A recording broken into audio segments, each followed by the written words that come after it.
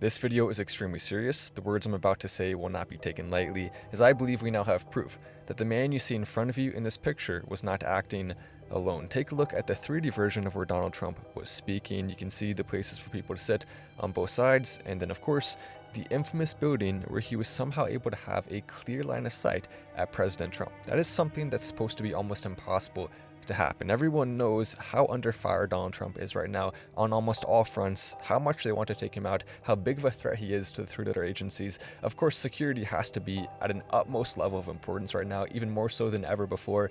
And so, of course, they're going to make sure that every single building is sealed off. They're going to make sure there's no possible way for you to have that ability to take him out. And even if you somehow can get kind of close, you'd be neutralized almost immediately. And that's where we get into the most disturbing part of this story. Multiple people who were at the event reported afterwards that they were yelling at officers, "Hey, look, there's someone up there, someone may be about to open fire, trying to get their attention," and yet somehow, for multiple minutes, he was able to set up, and then he was able to take the infamous shot that is now something that's going to be heard around the world.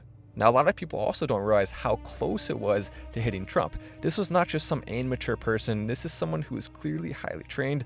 It was a perfect shot. The only reason why it didn't hit him is because he happened to turn his head at the last second. It almost certainly was divine intervention. There's no other way to really explain what happened here. And that's why I think it's so important that we don't just look at this in the way the media wants us to. We have to continue to investigate because they're going to try it again. This was one of the three-letter agencies trying to do what they've done before with the Kennedys, with other important politicians and figures. If you are a threat to the system that's big enough and you have a very serious chance to win, they will make sure that you don't get that chance anymore by taking your life. I'm praying for Donald Trump, I'm praying for his family, and of course Barron, who had to watch this, his young son who is now about to go off to college and who is seeing his dad fighting for his life to try to save the country. That's as poetic, as majestic, as patriotic as it can possibly get. My investigation is nowhere near over yet. Make sure to follow with notifications on to stay updated in real time, as I'm about to drop some videos that could shake up the entire course of this election.